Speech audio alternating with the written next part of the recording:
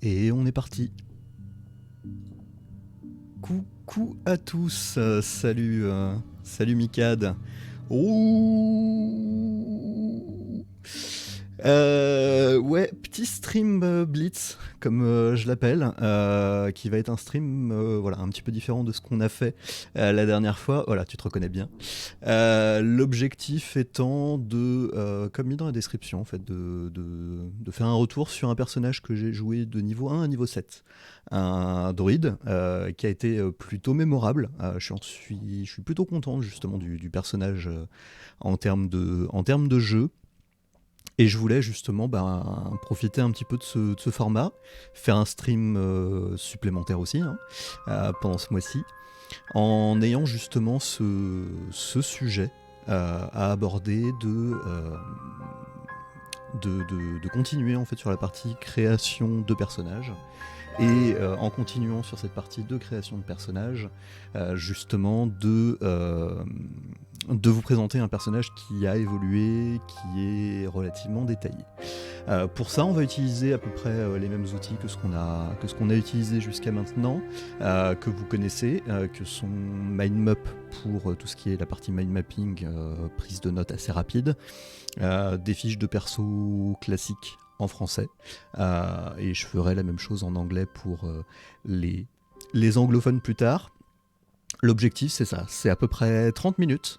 Je ne sais pas si j'ai compté pour l'instant le temps qui s'est passé, mais voilà, stream en 30 minutes sur justement la création d'un druide dans un univers et vous faire le lien avec tout ça. Dans ce cas-là, on est parti. Donc, druide. Le druide que l'on va jouer, c'est un druide donc, que j'ai joué avec le groupe du vendredi sur lequel je suis, sur la campagne d'un joueur qui a fait une pause là ces derniers temps, qui va revenir pour faire quelques sessions avec nous normalement bientôt. Donc on va l'appeler par son surnom Kuya. Il avait décidé de lancer une campagne parce que on avait déjà tous fait nos propres... voilà, on avait lancé ma campagne d'abord, Alex aimait ensuite, et Julien Kuya a voulu justement lui aussi lancer d'abord un one-shot, puis ensuite une campagne. Le one-shot et la campagne n'étant pas trop reliés. C'était plus, on va dire, l'exercice pour lui de création. Et notre fameux MJ nous avait donné déjà, dès le début, des informations sur... le setting, j'avais envie de dire plutôt l'univers de sa campagne. L'univers de sa campagne étant un univers qui était plutôt aquatique, des astres marins, à savoir une partie du continent sur laquelle on allait évoluer, avait justement été empli par les eaux. Et hop, j'ai oublié de faire ça. Voilà. Avait été empli par les eaux. Et donc, suite à ce désastre marin, en fait, une partie du continent est submergée. Il y a des marées, il y a énormément de dangers qui sont là-bas, mais il y a aussi des secrets perdus depuis longtemps. Lorsque il nous a présenté son univers, il nous a aussi indiqué, en termes de système, quelles étaient nos possibilités en termes de sélection de personnages, quelles étaient les options. On avait donc le droit au manuel des joueurs, et on avait le droit potentiellement de proposer quelque chose qui venait d'un autre contenu, plus un ouvrage, point d'interrogation. C'est-à-dire que à valider avec le MJ, comme ce qui se fait relativement souvent, surtout là pour quelque chose qu'on a fait il y a maintenant quasiment 3 ans en termes de démarrage, sur lequel il n'y avait pas forcément beaucoup d'ouvrages qui étaient sortis, mis à part le triptyque. On avait quand même le guide de la Côte des épées et le Xanatar qui sont sortis un petit peu après, mais voilà, en termes d'équilibrage, c'est ce qui avait été défini. Pourquoi avoir joué druide ? Pourquoi ce choix de classe ? Le choix de classe, en fait, il est relativement simple. C'est que, personnellement, sur la campagne qu'on avait fait avant, hop, Je vais remettre ça comme ça. Sur la campagne qu'on avait fait avant, j'avais joué un rôdeur. Et le rôdeur était intéressant, mais j'avais été un tout petit peu déçu sur le fait du rôdeur. C'est que, personnellement, faible charisme sur un personnage, ça ne m'allait pas spécialement, surtout que dans le groupe, la dynamique était que mon personnage était celui qui parlait le plus finalement pour essayer de défendre, pour essayer d'équilibrer les choses, etc. Et donc, avoir un personnage avec ses lacunes, c'était relativement peu intéressant, et donc je voulais faire un personnage à fort charisme. Ceux qui ont commencé déjà à regarder l'écran de droite, vous voyez qu'il y a un 10 et vous vous dites il y a forcément quelque chose. Et oui, il y a forcément quelque chose. C'est-à-dire que on s'est retrouvé à avoir 3 joueurs qui ont choisi des classes à fort charisme déjà. Ils avaient déjà fait leur choix, je préférais aussi être là pour équilibrer, on en avait parlé un petit peu avec Strat et sur la philosophie d'Alex aussi, par rapport au genre de perso qu'il joue. Vu qu'il y avait déjà 3 joueurs qui avaient des classes à fort charisme, c'était pas forcément intéressant d'aller de ce côté-là. Et il manquait potentiellement du soin, donc une classe qui est incapable de soigner. Donc ça a été plutôt une notion d'équilibrage d'équipe, pour aller vers de la sagesse et un rôle de healer et de support relativement classique. Ce choix de classe a été relativement simple à faire. J'avais déjà testé le clair sur le one-shot qu'on avait fait avec Kuya. Donc on était déjà parti sur quelque chose en lequel j'avais suffisamment confiance en moi, on peut dire comme ça. Et donc on est parti là-dessus. Donc notre MJ finalement, ce qu'il nous a dit, c'est qu'on est sur un milieu aquatique, un désastre marin, besoin d'investiguer sur les choses. L'équipe s'était organisée avec potentiellement des rôles de tank, des rôles de damage, beaucoup de damage output qu'on avait, avec un guerrier, un moine, 2 ensorceleuses, un ensorceleur, une ensorceleuse plutôt. On avait une sorcière et donc le druide. Donc principalement quasi que des full DPS, mis à part le druide et mis à part potentiellement d'autres rôles qui auraient pu aller un petit peu au corps à corps pour pouvoir tenir les choses. Voilà. Le choix de la sous-classe, on en viendra un tout petit peu après, mais voilà, c'est quelque chose qui était... voilà, le choix de pourquoi jouer druide, ça a été ça. Donc lorsqu'il a fallu créer le druide, il a aussi fallu choisir la lignée.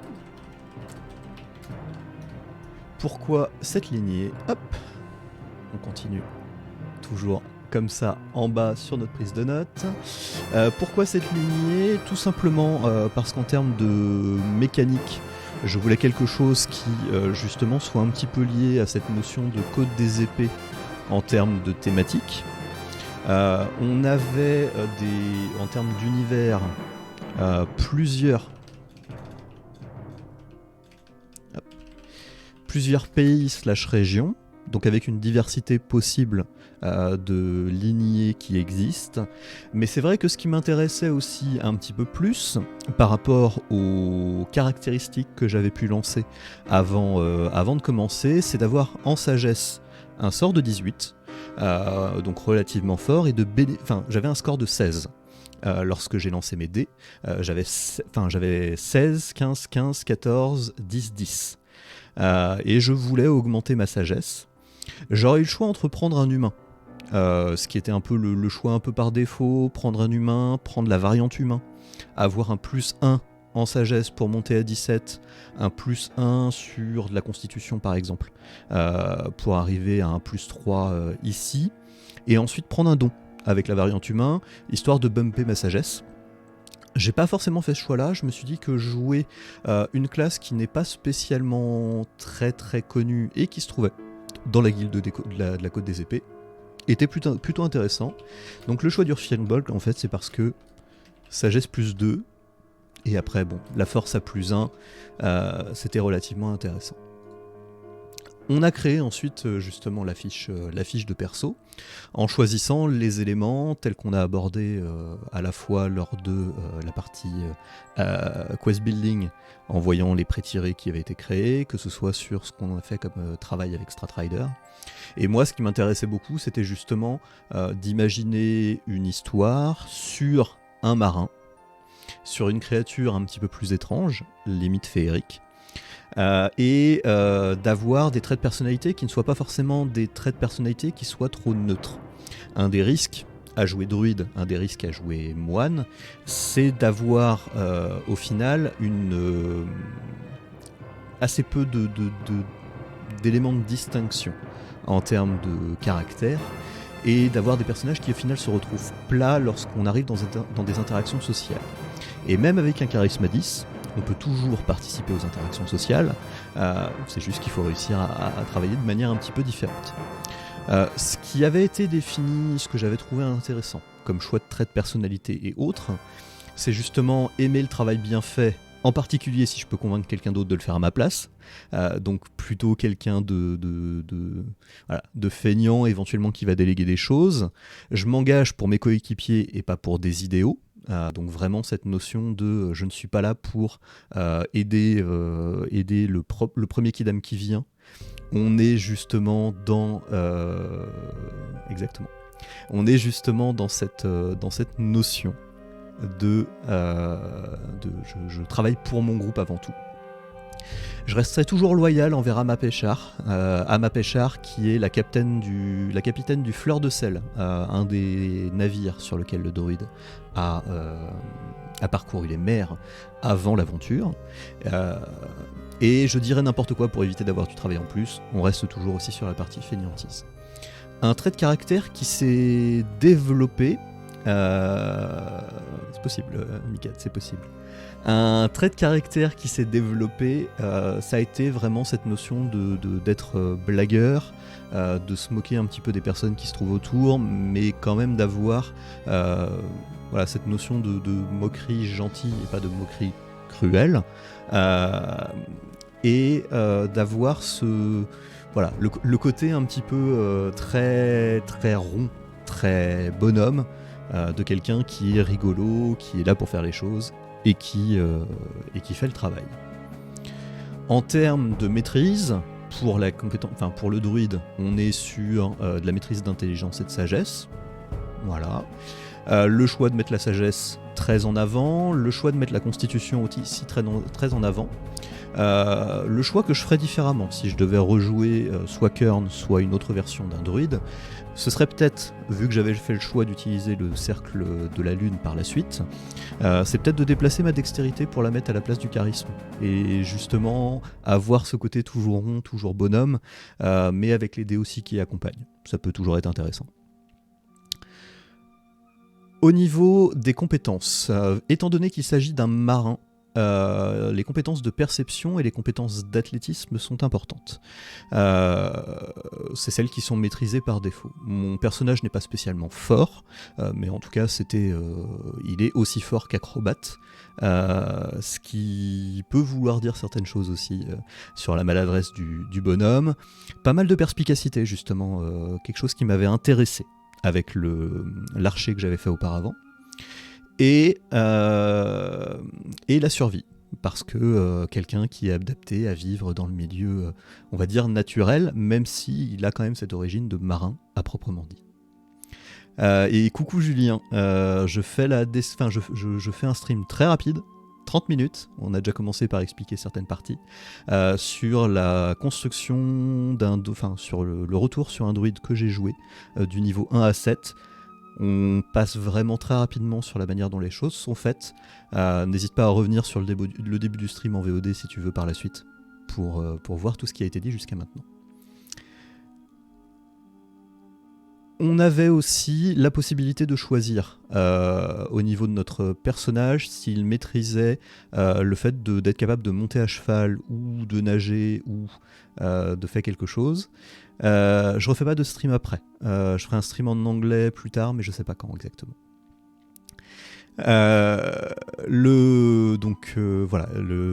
Il est en capacité de conduire des véhicules aquatiques. sur son côté justement marin. Et on a quelques compétences qui sont des compétences de Firbolg qui sont présentes dès le début. Le fait qu'il ait une carrure puissante, c'est-à-dire qu'il soit considéré comme une taille supplémentaire pour déterminer la charge qu'il peut porter, pousser, donc quelqu'un qui est beaucoup plus costaud que ce qu'il en est. Un Firbolg, ça fait plus de 2,50 m, pour information. La compétence pas cachée, pouvoir devenir invisible avec une action bonus, donc pendant 6 secondes jusqu'au début du prochain tour, ou si mon personnage attaque, inflige des dégâts ou force quelqu'un à faire un jet de sauvegarde. Ça reste quelque chose qui est juste là pour un petit coup de défense et qui est une fois par repos, donc on ne peut pas utiliser énormément, et une fois par repos aussi. La magie Firbolg, donc la magie de ces espèces de géants imprégnés d'énergie féerique, c'est de pouvoir utiliser les sorts détection de la magie et de déguisement avec la compétence de sagesse. Cette version vous fait apparaître jusqu'à 1 mètre plus petit, vous permettant de passer normal auprès d'humanoïdes. Attention, se rappeler, il s'agit d'un sort d'illusion, pas de transmutation.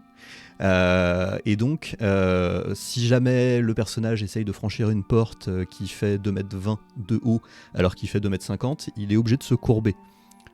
Y compris si sa forme ne fait qu'1,50 m, à savoir. J'ai un Discord effectivement qui est un peu tout nouveau.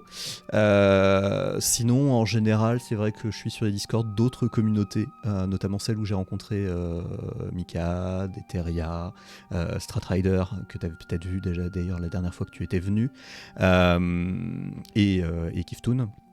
Voilà, tu vas peut-être être le premier hors-bot à cliquer sur le lien du Discord, puisque jusqu'à maintenant je n'en avais pas fait la pub. Voilà. Donc le Firbolg avec un équipement de marin, avec en tour de magie, en tout cas sur les premiers tours, qui était, alors non pas Silelag, mais Shilelar. Le Shilelar qui est une arme en bois qui devient magique en utilisant ce tour de magie. Les dés de dégâts deviennent du D8 et les attaques et dégâts sont basés sur la sagesse et non pas sur la force ou la dextérité.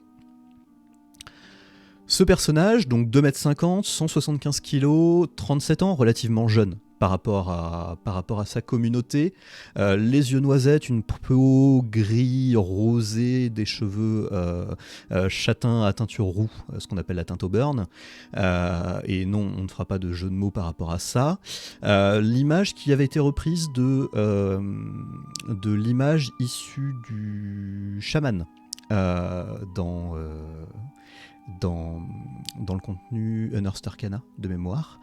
Cheveux non coiffés, barbe courte mal taillée, sourcils peu dessinés, le nez et les joues qui sont légèrement rosis, arbore un grand sourire et des oreilles longues, poilues, entre celles des fées et des elfes.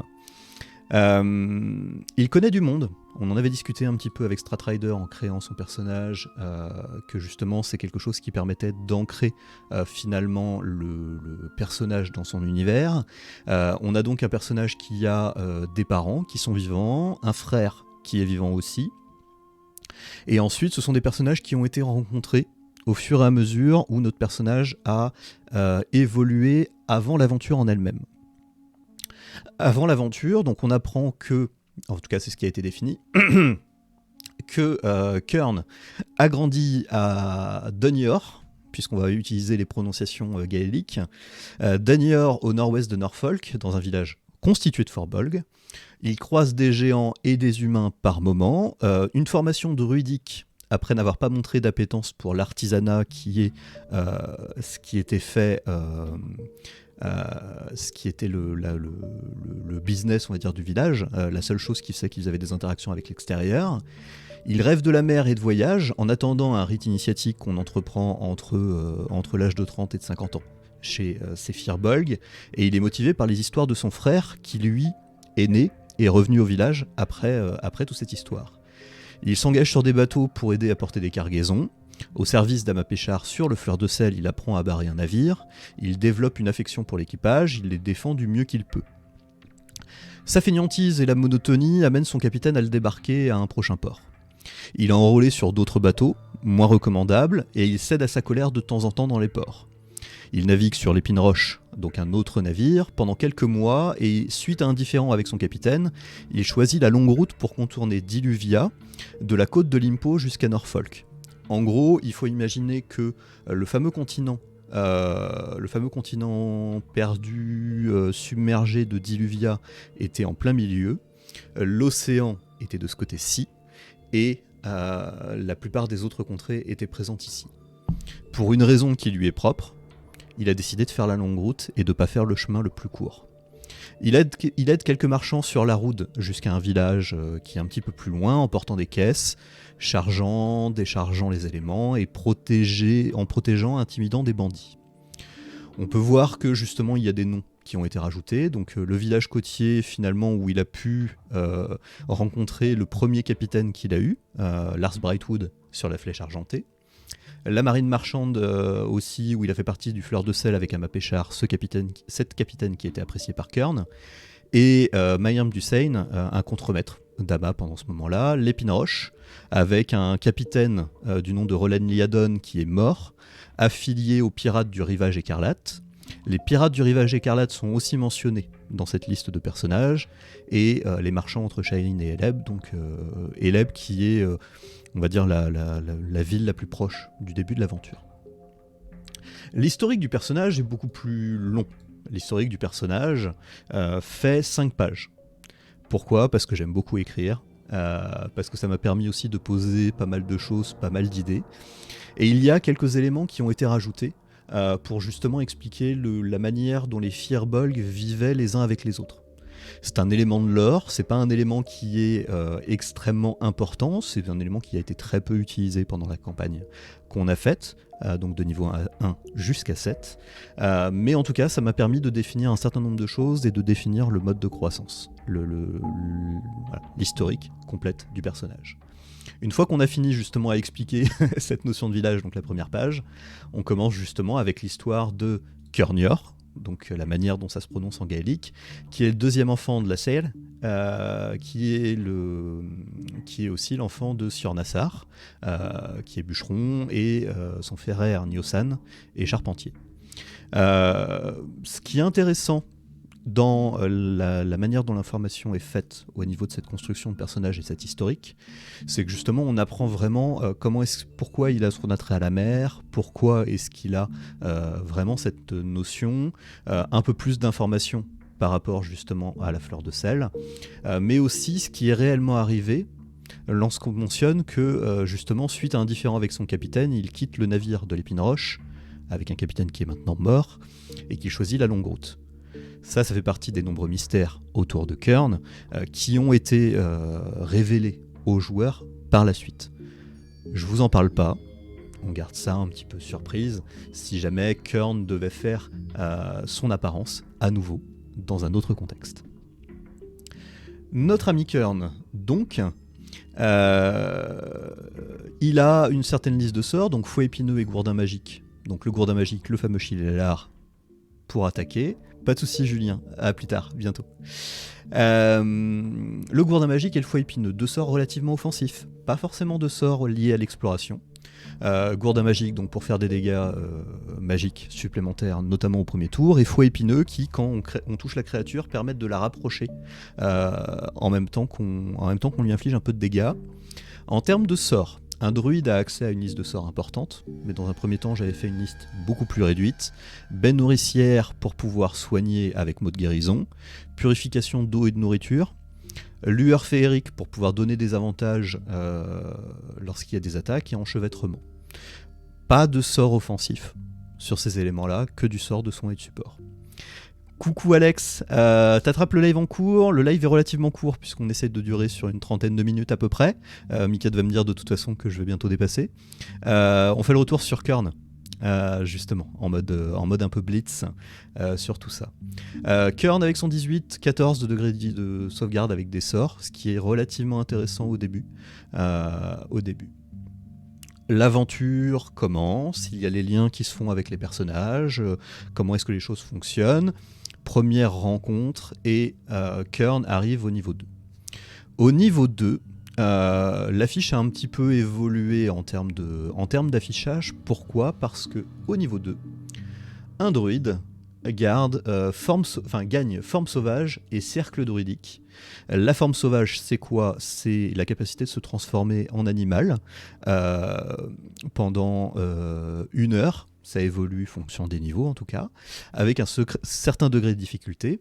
Et le cercle qui a été choisi druidique, c'est la spécialisation, c'est la sous-classe. Celui qui a été choisi, c'est le cercle de la lune, parce que j'aimais beaucoup le personnage de Kiles dans Critical Role, parce que cette capacité de se transformer en animal au combat avec des animaux plus costauds, grâce justement à ce cercle, permettait de jouer aussi ce rôle de tank qui pouvait un petit peu manquer dans le groupe. On a justement cette forme bestiale de combat, action bonus pour se transformer, et on peut se soigner en utilisant un placement sort. C'était pas très clair ce que j'avais mis, mais voilà. 2 changements en forme animale par repos. Toujours intéressant. Pas grand chose de plus par rapport à l'histoire, si ce n'est des éléments qui ont été récupérés. Si ce n'est que la sort, je l'ai complété avec d'autres options et sorts possibles par la suite. Détection de la magie qui est aussi utilisable en tant que rituel avec le Firbolg en sa capacité de lignée, mais aussi communication avec les animaux, détection poison maladie, qui peuvent toujours être intéressants en termes d'évolution. Le niveau 3, après encore d'autres éléments d'aventure, là est un petit peu plus intéressant, puisque on a donc pas forcément beaucoup d'évolution sur ce qui est présent ici. On a l'apparition des sorts de niveau 2, donc c'est toujours intéressant. Et on peut voir ici que avait été évoqué avec le maître du jeu que il y avait la possibilité d'observer, d'interagir avec des créatures pour pouvoir justement les ajouter dans mon bestiaire, dans ces espèces animales que je pouvais utiliser pour me transformer. On avait défini quelques espèces animales que j'avais pu croiser déjà auparavant et en lesquelles je pouvais me transformer, et on a pu en ajouter par la suite. Dans les espèces animales, donc présents quasiment dès le début, l'ours brun, qui était une de mes formes favorites, parce que beaucoup de PV, pas mal de mouvements, des attaques multiples, donc quelque chose qui est très fort très tôt, parce que dès le niveau 2 j'avais cette capacité, mais aussi un lion, des élans, sangliers géants éventuellement, et par la suite on peut développer justement les classes qui permettent de nager, donc tout ce qui est sous l'eau, de type requin, crocodile, etc., qui se sont développés encore après coup. Je reviens ici. Hop. Au niveau 3, donc, nouvelle compétence, nouveau sort, amélioration de caractéristiques, qui a été utilisé régulièrement pour aider le groupe dans des jets afin de donner l'avantage sur des jets de caractéristiques, donc des jets liés au charisme, des jets liés à la dextérité, des jets liés à la perception, à la sagesse, à la perception, etc. Ça a été quand même beaucoup utilisé pour aider nos personnages charismatiques à convaincre d'autres personnes, voire lui-même. Passage sans trace, très intéressant pour pouvoir se déplacer le plus discrètement possible. Ça rajoute un plus 10 sur les jets de discrétion qui sont effectués. Messager animal qui a été utilisé pour faire des blagues, et rayon de lune qui était le principal sort offensif de ce niveau, avec croissance d'épines, à la fois un peu de dégâts, à la fois du support, très très intéressant. Au niveau 4, en fait, forme sauvage améliorée. Donc ça, c'était assez intéressant, puisque ça voulait dire que les créatures sont prises... la forme bestiale dure 2 heures et non plus 1 heure. Et il y a les compétences de nage, donc les créatures de nage qui arrivent. Dans une campagne où on a un milieu nautique, où on a un milieu où justement il va y avoir des marées montantes et baissantes, c'est intéressant justement de pouvoir se transformer en requin, se transformer en crocodile éventuellement pour être à la fois à la surface, à la fois dans l'eau. Donc toujours quelque chose de très très très intéressant. Notre personnage, je suis en train de regarder vite fait, notre personnage obtient aussi des objets magiques qui sont relativement sympathiques. Une boîte à jurons, lorsqu'elle s'ouvre, un juron sort de la boîte, et la statue d'une tortue en bois qui peut être confondue avec un lapin vivant. Un petit peu l'histoire de la rose bleue et noire versus la rose blanche et or. Et puis voilà, d'autres emplacements de sorts. Et un sort supplémentaire qui a été appris à travers un PNJ, parce que c'est quelque chose que notre MJ a souhaité faire. Des sorts du Xanatar qui pouvaient être appris, lien terrestre qui permet qu'une créature volante soit ramenée au sol pour éviter qu'elle s'enfuit ou pour éviter qu'elle nous affronte en étant en hauteur. Au niveau 4 toujours, il y a eu le choix d'un don. Et le choix de ce don a été justement appliqué sur la constitution pour donner un bonus de plus 1. Auparavant, Kern avait 15 en constitution et un bonus de plus 2.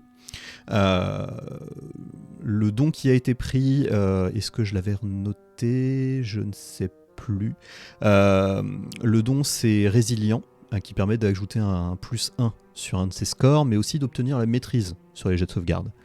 La maîtrise des jets de sauvegarde, donc la maîtrise des jets de sauvegarde de constitution, passer d'un plus 2 à un plus 5, est intéressant pour un druide qui a des sorts de concentration et qui veut justement garder ses sorts de concentration le plus longtemps, y compris lorsqu'il est dans une forme animale.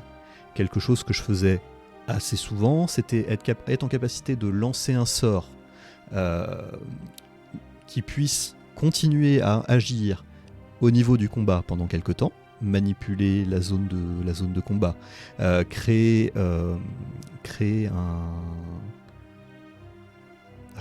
une zone de combat difficile pour que les ennemis ne puissent pas forcément aller là, ou au contraire les empêcher d'avancer trop vite, et ensuite me transformer en animal, attendre le tour d'après pour effectuer les attaques en maintenant ma constitution le plus longtemps possible. Cet élément-là était relativement clutch, c'est quelque chose que vous verrez régulièrement utilisé avec le don mage de guerre, qui permet d'avoir l'avantage sur les jets de sauvegarde de concentration. Imaginez un bonus qui passe de plus 2 à plus 5, imaginez si on rajoute par ça l'avantage, on arrive à peut-être entre 25 et 30% de chance d'échouer un jet de sauvegarde de concentration. Très très très intéressant. Ce personnage était était très fort. Sur la courbe de progression au niveau du groupe, c'est la classe druidique et le cercle de la lune sont des éléments qui sont extrêmement forts, en tout cas très très tôt dans une campagne, et j'en ai profité un maximum. Alex, qui est dans le chat, peut le confirmer. Au niveau 5, on a pas de nouvelles compétences, mais on a les sorts de niveau 3. Et les sorts de niveau 3, c'est les sorts qu'on attend le plus, je pense, quand on joue clerc, quand on joue druide, parce que là, ça dépote. L'appel de la foudre, pendant 10 minutes, si on maintient la concentration, sur une zone qui fait à peu près tout un green mat, tout un tapis de jeu complet, donc une surface qui est très très grande. Il y a la possibilité d'infliger 3 des 10 de dégâts de foudre, éventuellement 3 des 12 si alors il faut toujours voir le ciel pour ce sort là, mais éventuellement 3 des 12 si c'était déjà un temps lié à de la tempête. Sort extrêmement intéressant qui peut être utilisé pour frapper une voire plusieurs créatures, ça dépend du MJ.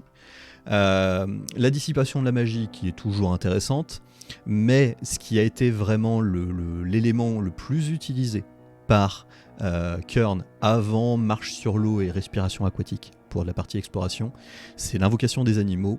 L'invocation des animaux qui permettait de faire apparaître soit un sanglier géant, donc une autre créature alliée qui va combattre avec vous, soit un plésiosaure, donc on ajoute des créatures qui ont entre 42 et 68 PV, une seule créature, mais ça fait quand même du taf. Et il faut voir, c'est que 42 et 68, c'est à peu près le nombre de PV d'un personnage de niveau 5. Kern avait 50 à ce moment-là. Ou alors on fait apparaître 2 lions ou 2 ours bruns, 4 crocodiles, 4 requins, ou et c'est ce que j'ai beaucoup utilisé, faire apparaître 8 loups. Loups qui ont l'avantage si il y a d'autres loups autour de la créature qui est attaquée, et faire apparaître 8 loups, même si ce sont des créatures qui n'ont que 11 PV, ça peut vraiment changer le cours de la bataille. Par contre, ça ralentit aussi le temps de jeu qui se cache derrière. Discutez-en avec votre MJ, parce que ça rajoute encore plus de pouvoir aux druides, ça rajoute encore plus de temps au combat, et potentiellement ça peut donner l'impression que certains personnages sont moins utiles, puisqu'ils n'ont pas de capacité qui est aussi forte que celle-ci. L'invocation, Conjuration, c'est un des éléments qui est le plus compliqué à un MJ à gérer. Je l'avoue. J'en ai abusé en tant que joueur. Si j'ai des joueurs qui veulent jouer druide, Alex, voilà, l'invocation, ça fait partie des éléments de discussion pour essayer d'avoir quelque chose qui soit très fluide et qui justement ne prenne pas tout ça. Et effectivement, ça fait 8 créatures à tanker. Tu le dis, Mikad, c'est exactement ça qui était très intéressant pour ça. Notre druide, ensuite, au niveau 6. Notre druide au niveau 6, il a une capacité de cercle druidique. Et cette capacité de cercle druidique, c'est que ses attaques deviennent magiques. Surtout de l'aspect que tu veux prendre dans l'invocation. Et ouais, Alex, on va effectivement avoir une belle discussion sur ce sujet-là. Mais c'est pas une discussion de limitation. C'est une discussion de pouvoir avoir un rythme qui soit le plus fluide possible. Cette capacité forme primale fait que toutes les attaques qui sont effectuées avec au corps à corps bien évidemment sous forme animale deviennent magiques. Quelque chose que je n'ai pas forcément trop abordé dans la partie quest building, c'est que lorsque on peut avoir des créatures qui sont résistantes aux attaques non magiques. Tout comme on peut avoir des créatures qui sont résistantes à d'autres types d'attaques ou des créatures qui sont vulnérables à des types d'attaques. Dans la partie Adventure Building, on n'en a pas parlé, mais Rowan, qui a infligé des gros dégâts sur les squelettes, c'est parce que les squelettes étaient vulnérables aux dégâts contondants.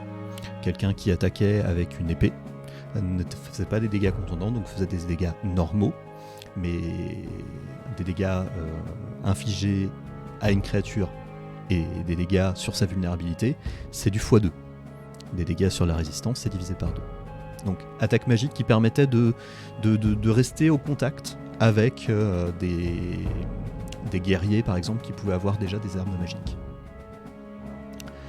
Pas grand chose de plus à ce niveau-là, si ce n'est l'apprentissage un emplacement de sort disponible supplémentaire au niveau 3, ce qui est le max qui est obtenable sur ce niveau, un niveau qui est vraiment très clutch. Le niveau 7, c'est le niveau où on commence à avoir les sorts de niveau 4, un seul emplacement de sort de niveau 4 au tout début, mais quel emplacement aussi, puisque ça ouvre encore pas mal de choses supplémentaires, que sont la capacité de métamorphose, le fameux polymorphe, être capable de transformer quelqu'un qui le souhaite, ou quelqu'un qui ne le souhaite pas contre sa volonté avec un jet de sauvegarde à effectuer. Le contrôle de l'eau qui permettait justement de manipuler l'élément de l'eau, toujours intéressant. La tempête de grêle, un peu un sort équivalent à l'appel de la foudre au final, mais qui couvre plus de terrain.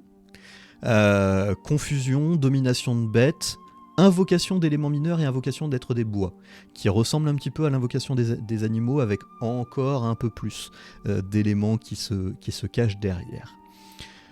Ce qu'on peut voir en termes de différence, et c'est presque là où on va en finir, je pourrais aborder vite fait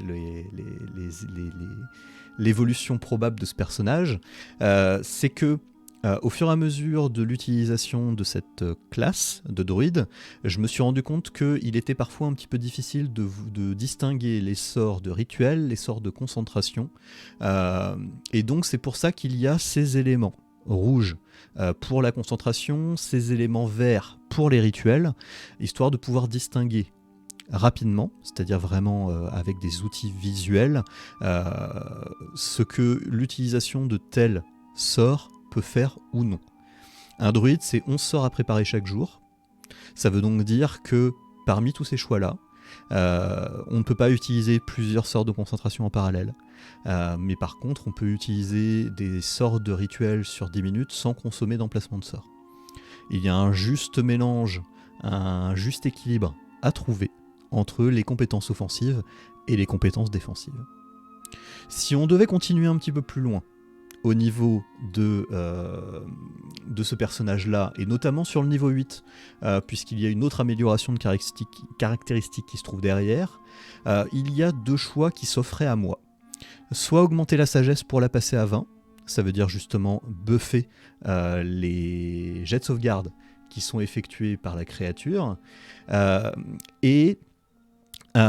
ou plutôt utiliser cette fameuse compétence, ce fameux don de mage de guerre, qui permet d'avoir l'avantage sur les jets de sauvegarde de constitution, avec un bonus qui est maintenant à plus 6, qui aurait été à plus 3 jusqu'à maintenant. Donc quelque chose qui est relativement fort dans cette vision toujours de conserver les éléments. Kjörnir réapparaîtra peut-être dans le futur. Je ne peux pas vous dire à coup sûr quand, comment, etc. Est-ce qu'il interviendra en tant que PNJ sur une campagne qu'on va peut-être streamer? Est-ce qu'au contraire, il va intervenir sur une autre campagne en mode joueur? C'est quelque chose qui reste à l'esprit. J'avoue que j'ai beaucoup aimé jouer ce personnage et que je pense y revenir à un moment. En tout cas, voilà, c'était Kjörn. Si jamais vous avez des questions, si jamais vous avez des éléments, je vous invite à me contacter, que ce soit sur effectivement le Discord que je n'avais pas forcément mentionné trop jusque-là, que ce soit en MP pour ceux qui me connaissent déjà sur d'autres communautés, préférence étant sur Discord. En tout cas, voilà. Si jamais vous souhaitez aussi discuter des éléments, des choix qui ont pu être faits, je suis joignable. Ne vous inquiétez pas, ne vous prenez pas la tête.